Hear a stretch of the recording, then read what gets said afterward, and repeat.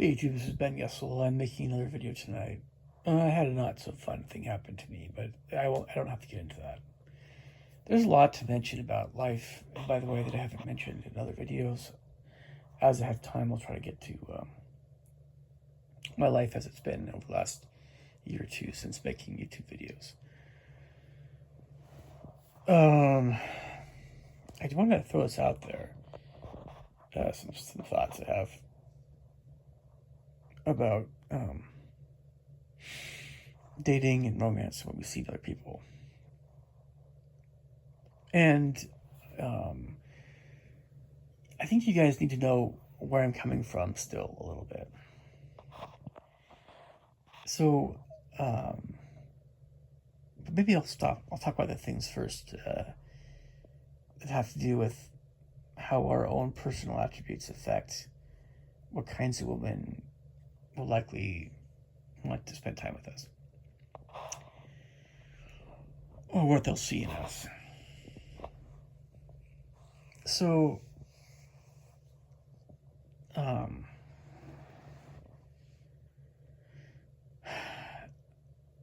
not attracted, first off, to women that are not very deep in their souls. Not attracted to shallower women that have not gone through some stuff that's a little bit hard. But what I mean is more to the point. It doesn't really so much matter how much credit someone's gone through. What matters is what kind of character they've had or developed because of their experiences. But even if they haven't had a whole lot of bad experiences, tough experiences, the kind of character they have at present.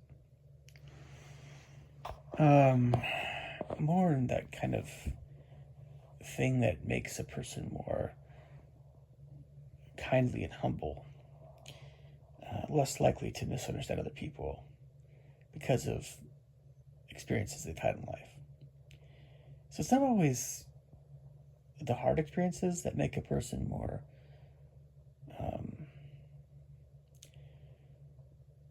a person you want to talk to. It's more kind of how they've dealt with that stuff. Okay, so yeah, I relate better to a very intelligent woman, a very imaginative woman. But in my experience, very intelligent, imaginative women, many of them are, there's just a lot of different attributes that people have. And I'm always going to be more interested in women that are kinder, not as that attribute of being self-willed, having a lot of things that person wants to do. That's a double-edged sword. That's not something I mind so much. It's kind of more about how aligned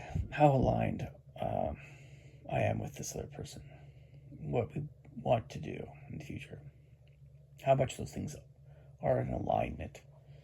But it also has something to do with how much the other person is fully on board with what I want to do, or there's a lot of things like that. I don't think that, I don't believe a lot of people are in a good place in life. If I had to guess, and I'm guessing, this is definitely has nothing to do with just being LDS or not. A lot of people have very erroneous ideas about other people that are just off, and for all kinds of reasons. I really don't want to spend a whole lot of time with people that can't sense on some level what's happening with another person. Or, when you hear someone talk, they're upset, they're sad, they're happy, they're whatever mood they're in. And when they are listening to you, you think that um, there's some kind of awareness that what the other person has about you. The greater that awareness really is, the more that a person really sees you truly for who you are, the more you can put a little bit more stock in that relationship. There's a dearth, there's a sickness in the world of not being able to feel what another person is like.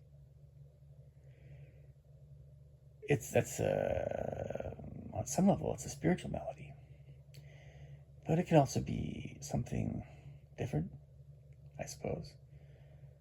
It might sound like I want to date only women that have a very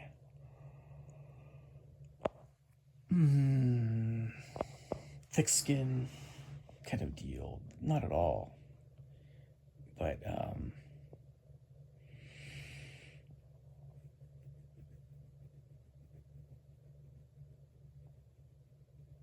I don't know. I think it's a bit more of a question of a person being emotionally stable. But even more to the point, being emotionally aware of another person. Emotionally aware of what's happening with another person. If a person is more given to misunderstanding someone very easily, I don't know if I want to date that kind of person. I've always been attracted to more sensitive women, more emotional women, but if a person is more inclined to not listen, be upset, grovel in their misery, focus on what they dislike about someone rather than listen and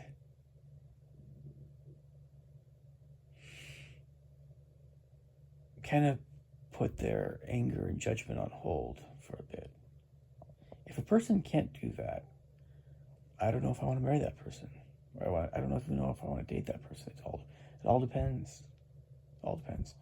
But it's, these are inner qualities. These are all inner qualities. And someone could say, well, Ben, there's some women that have these qualities in spades, but they have a bunch of pimples all over their face and they are really chubby and those pimples and being chubby, that's probably not going to be something that's attractive about a woman. But,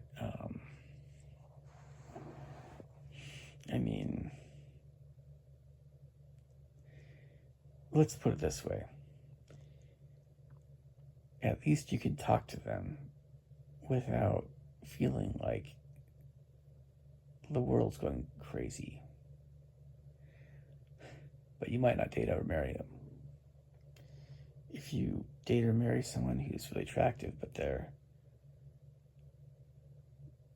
just given to not be very I think the word I'm looking for is emotionally tough. If they just don't have a lot of ability to really hear hard things, maybe this is something where I go, oh, I should be only thinking about women that are a bit older. Well, not necessarily. Some women in their 20s are more than mature enough to, date me, but maybe it's mid-20s, I don't know, 30s, I have no idea. I don't want to get into that again. I talked about that in the last video. But yeah, I think it goes without saying that if Princess Peach in Super Mario Brothers was this dainty woman that would be offended by giving her the wrong kind of fruit, and she wanted some fruit, maybe that applies to women as well, that expect you to take her to an ice cream parlor and just kind of know exactly the right flavor to give her. And you just kind of go, yeah, I'm kind of being a little bit sarcastic. I'm mocking a little bit my church culture in a way. More the kind of deal that when I was younger, I suppose. But there's a woman that I know that definitely mock that kind of holding the doors open for women, being a gentleman always to them. She mocked it. I can't say I really like that chick, that woman. I don't have to describe who she is, but she did have a point. She definitely had a point. But, it's like, what a lot of guys want, depends on the guy, but what a lot of guys want in a good woman is someone who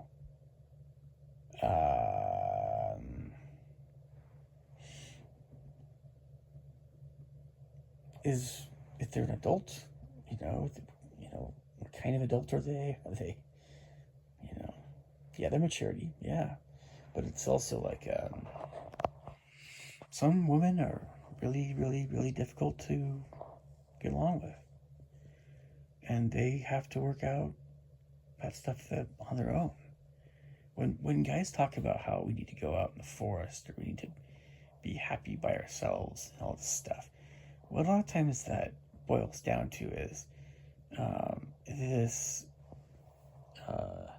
these experiences, or they've heard of experiences of people trying to deal with chaotic women, and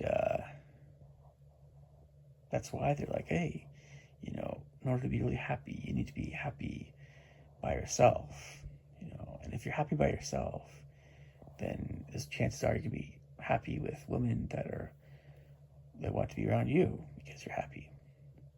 I know what that's like, by the way. I know what it's like for women that want to be around me because I am happy with myself. And if women can't understand that, or they can't sense that, or they don't know where I'm coming from, then they can go on their merry way. They can try to figure it out themselves. They can try to be happy by themselves before they try to be happy with some other guy. So some of what I'm saying, I'm echoing what a lot of other guys are saying on YouTube right now, in this area. But some of what I'm also saying is that it's also important to try to keep reaching out to people, because, if you do become a hermit and the less social interactions that person has over time, the harder it's going to be to have a meaningful relationship of any kind with a person. For the most part. I might talk about a few other things before I'm done with this video.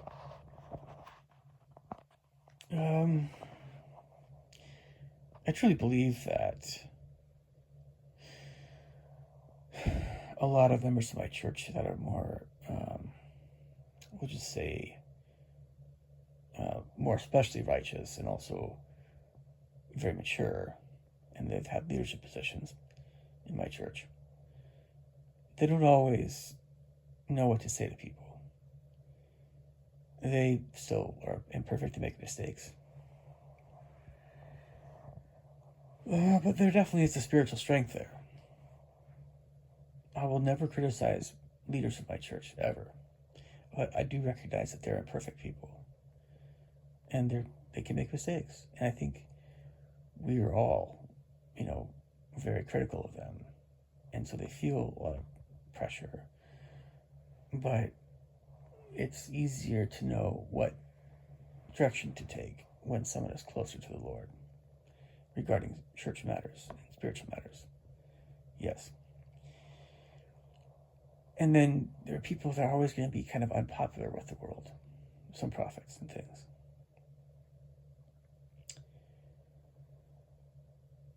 And that's just the way that life is.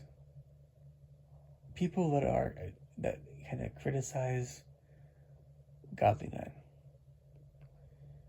they're going to have to deal with that at some point in time. I'm getting into a different train of thought. I'll get back to maybe some other things. At this point, I think maybe I'm rambling a little bit, but everybody has to give an accounting for every thought in word and deed. Yeah. Yep. An accounting before God.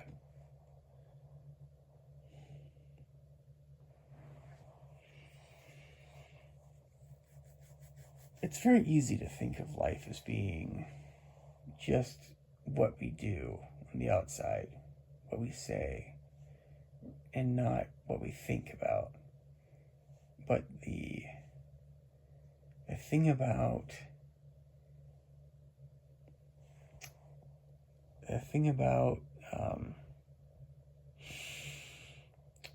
our eternal souls inside of us is that it very much is a question oftentimes of what the nature of our thoughts are, and the cultivation of good thoughts and getting rid of bad thoughts. If a person has bad thoughts a lot of the time, of whatever kind,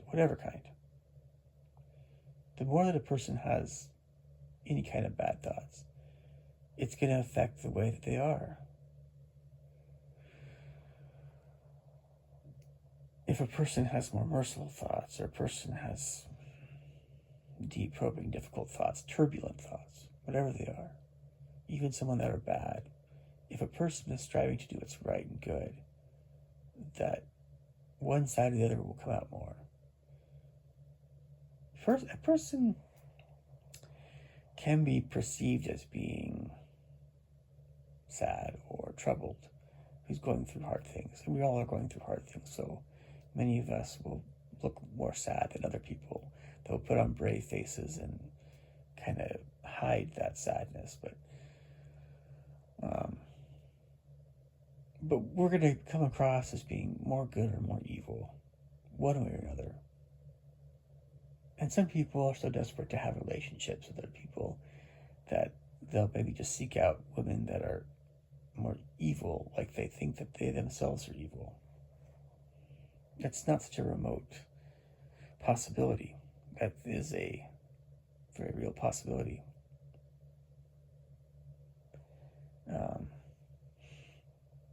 I'm acknowledging that this exists in some reality with people, this fight with good and evil inside of ourselves. But I truly do believe that if the majority of our thoughts are good, and the more that they are good, the more that we're going to attract good people into our lives. It might be, though, that we attract certain kinds of people more than other kinds. And, if you have two people that get married, but they're not really, they weren't a good match, they may well still get divorced. We sometimes think, and it's easy to think in terms of something envious or jealousy regarding marriage, about women. The easiest way of looking at, the best way of looking at all this stuff is simply this.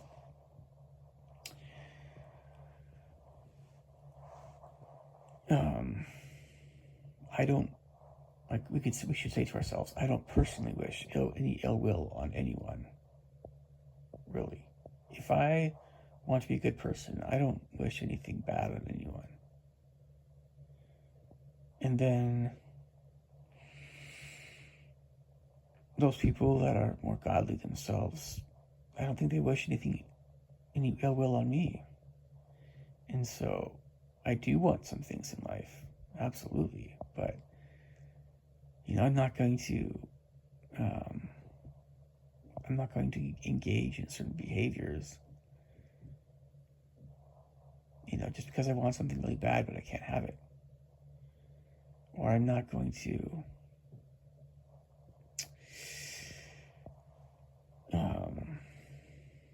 there's things that I won't do. There's patterns of thinking, patterns of behaving that I won't engage in, or that I'll resist.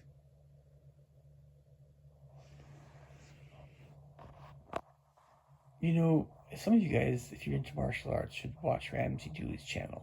He's LDS too. He makes some very good points. Maybe only a few of which I'm he talks about some things I talk about a wide variety of things on my channel, and I will talk about a lot more things on my channel that I've experienced. But it may seem to some people like I am whatever. It's not the case. The only people that I know that really truly get me deep down inside are my parents, the leaders of my church, and not all that many other people on top of that. It's not to disparage anyone else that doesn't know me that well. It's just the nature of the beast. It takes a lifetime of commitment to live righteously. It takes a lifetime of commitment to be humble and hear hard things and not respond angrily. And to also understand people accurately. A lifetime of struggle and effort and humility before God to understand anyone better. I know somebody who got married to a Mexican woman, I think. Had some kids. They got divorced. He has part custody of the kids. I won't go into who this is. I remember this person from when I was younger. He talked one time about me not messing with one of his women, but he was being kind of a young punk about it. This is a very human trait. It's nothing, we're not talking about anything out of the ordinary here. And I'm not trying to get into his case. I'm not trying to speak necessarily poorly about him, of him, because he's divorced. On some level, it wouldn't really matter if he was divorced or not. Anyway, there are just certain ways of being, certain behaviors that are just unrighteous. But I don't know the full story. Many people in the armed forces go through a lot of crud just to become soldiers anyway. Many people that are in the armed forces are not as caring as they ought to be. It also applies to cops. Anybody that has to fight, anybody that has to deal with very hard things, you have to become thick-skinned to do those things effectively. Unfortunately, what that means is a lot of times people in these professions, they're going to get divorced. They're going to have real issues with their spouses. I'm aware of this. Not personally aware of this. It doesn't happen to me so much in this regard. But the takeaway here, the overarching train of thought is that we can compare ourselves to other people all day long. We can envy other people all we want to, but what we all want ultimately is happiness and peace inside of ourselves, and that we're moving forward in life. That's what we want. The merry world can go on its merry way and we wouldn't even care. Or we shouldn't even care. But if we do care, then we're seeing other people have things in their lives that we want. And we envy that. We want that. And how common is that to feel that way, to be that way? But what we're not seeing is all the negative stuff that those people are going through as well. I don't know how many people the IRS audits. I don't know how many people are in debt. I don't know how many people are getting harassing phone calls. I don't know how many other people are in jail right now for stuff that they didn't do, or they did do. I don't know how many people are excommunicated from my church for whatever reason. I just don't know all this stuff. I don't know about what divorce is like. I don't know about being bullied. I don't know about, only on YouTube have I seen a lot of really, really messed up stuff, for the most part. So why would I envy any of this stuff? But it's all the things that are going on that I don't see that are really happening, that are indeed happening. So if somebody had a perfect life, we could envy that all we want to. But, no matter what else is going on, those people have other qualities that we don't have, or we have other qualities that they don't have. So who gives a crud? You can say it's unfair. Yeah, it is unfair. This life is very unfair. But are they going to be favored by the Lord any more than us? There are no guarantees until the judgment bar of Christ. Nobody's better than anyone else. No one is better than anyone else. But it's kind of those voices in our heads that cause us to think that way sometimes. I think I wrote this one up. I think I've said some good stuff. I welcome your thoughts and comments. You guys take care. Bye.